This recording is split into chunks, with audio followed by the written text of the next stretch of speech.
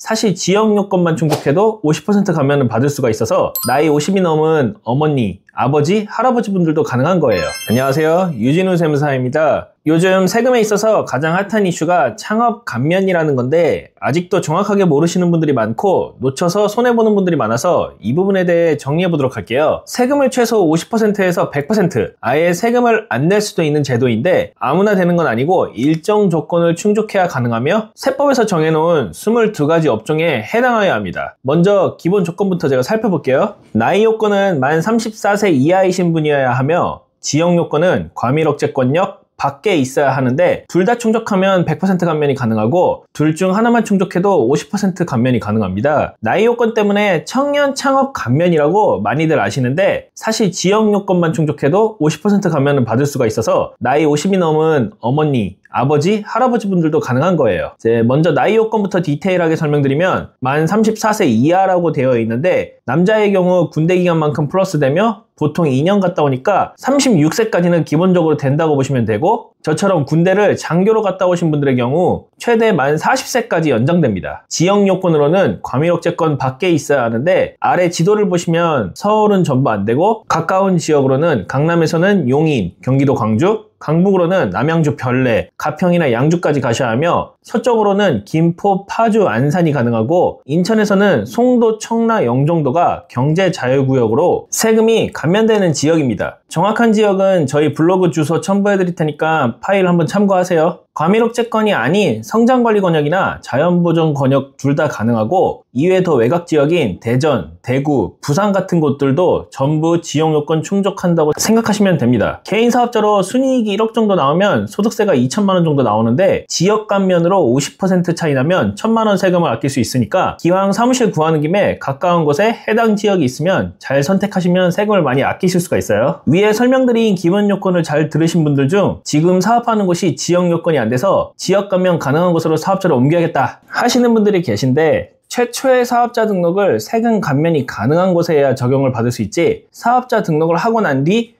과밀억제권 밖으로 옮기는 건 세금 감면이 안 됩니다. 과밀억제권 안에서 밖으로 주소 이전을 하면 세금 감면 적용이 안 되는데 밖에서 안으로 들어오면 세금 감면율이 100%에서 50%로 떨어집니다. 원래 50%이신 분들은 아예 못 받고요. 그래서 처음에 사업자 등록 주소지부터 잘 선정하셔야 하며 이 감면율은 5년 동안 적용해 줍니다. 마이너스가 나면 그 해는 적용제를 시켜줘서 이익이 난 해부터 적용해 주는데 25년도에 마이너스가 나고 26년도에 적용받았는데 27년도에 다시 마이너스가 났다고 해서 27년도에 적용 안 하는 게 아니라 이익이 난 해부터 5년 동안 강제로 적용됩니다. 그럼 마이너스가 나면 무제한적으로 연기할 수 있는 거냐? 이제 그런 건 아니고 사업자 등록을 한 해부터 5년 동안 유예해주고 이후 강제로 적용됩니다. 모든 업종이 청년 창업 감면에 해당되는 건 아니고 세법에서 명시된 업종만 되는데 여기서 사업자 등록을 했다고 세금 감면이 되는 게 아니라 법인세 또는 소득세 신고 시에 감면 사항을 별도로 체크해야 감면이 돼요. 업종을 보시면은 1번에 광업, 2번에 제조, 국내 OEM 포함이에요. 3번에 수도, 하수 및 폐기물 처리 원료재생업,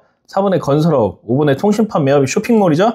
6번에 물류산업, 7번에 음식점업, 8번에 정보통신업, 이제 방송하시는 미디어 창작자분들도 해당한다라는 내용이에요. 이렇게 밑으로 쭉 내려가시면 22가지 업종에 해당하지 않으면은 창업 감면이라는 거 받을 수 없다라는 뜻이에요. 그 대표적인 업종으로 이제 모든 전문직 업종, 의사, 약사, 수의사, 변호사, 세무사 이런 건 전부 안 되시고 일반 도서 매업도 안 돼요. 그리고 주점 및 음료 판매업, 호프, 가게, 바 같은 걸 얘기하는데 통합해서 술집인데 음식을 먹으러 가는 게 주가 아닌 술을 마시러 가는 게 주이고 음식은 부수적인 거라 창업 감면을 인정을 안 해줍니다. 그러니까 술 파는 거는 창업 진흥에 도움이 안 된다는 내용이에요. 이제 4번에 부동산업 있는데 부동산 임대업, 부동산 매매업, 공인중개사업, 감정평가사업 있고 숙박업 안 되고 가수, 배우 등 자영예술가 안 되고 학원 등 교육 서비스업, 뭐 태권도, 복싱, 레슬링 같은 거 있는데 이제 이 부분은 면세 사업자인 경우 전부 안 되는데 허가를 받은 헬스장 같은 경우 가능하며 면세 독서실 같은 경우도 안 되는데 스터디 카페의 경우에는 가능해요. 위 업종들은 유사 업종들이니까 운영 방법에 따라 부가세 10%를 내고 창업 감면을 받을지 부가세를 안 내고 소득세를 낼지를 판단해서 업종을 선택하시면 될 듯 합니다. 그리고 8번에 금융 및 보험업, 주식투자법인이 있고 다음으로 각종 장비 임대업, 특허권 및 상표권 임대업 안 되고 위 모든 업종들은 안 되니까 아직 창업 아이템을 정하지 못하신 분들은 유사 업종일 경우 창업 감면이 가능한 업종을 선택하시는 것도 좋은 판단이라 생각합니다. 여기까지 이제 기본 세금 감면 요건에 대해 정리해드렸고, 이번엔 세금 감면을 못 받는 케이스에 대해 제가 설명드릴게요. 먼저 사업 양수를 받는 경우 권리금을 주고받은 거와 상관없이 기존 사업장을 이어받으면 창업으로 보지 않아 창업 감면 적용이 안 됩니다. 창업을 촉진하려고 창업을 해주겠다는 거지, 사업 인수는 창업으로 인정 못 해주겠다는 취지입니다. 두 번째로 폐업했다가 사업자 등록을 다시 하는 경우로, 내가 5년 전에 쇼핑몰을 운영하다가 폐업했고 이번에 다시 사업자 등록을 하는 경우에도 창업 감면이 안 됩니다. 여기서 특이한 게 요식업 같은 경우는 예전에 내가 양식집을 운영하다가 폐업하고 이번에 일식집을 오픈하면 이건 창업으로 봐서 인정해 줍니다. 요식업 같은 경우 업종 코드가 통합되어 있지 않고 세 분류로 나눠져 있는 특성 때문인데, 쇼핑몰 같은 경우에는 업종 코드가 통합이 되어 있거든요. 세 번째로 기존 사업자의 업종 추가하는 경우로, 내가 유튜버나 틱토커 같이 인플루언서예요. 그럼 사업자 등록을 미디어 창작자로 하는데 하다 보니까 광고 문의가 많이 들어와서 기존 사업자의 광고 대행업을 업종 추가하는 경우인데, 이 경우는 창업으로 보지 않습니다. 사업자를 따로 신규로 내야지 창업으로 봐준다는 취지예요. 여기서 직접 사업자 등록하시다가 많이 하는 실수가, 신규로 사업자 등록 신청했는데 공무원이 기존에 사업자 등록증이 있으신데 여기다 업종 추가하시면 됩니다 하면서 추가해 오시는 경우가 많아요.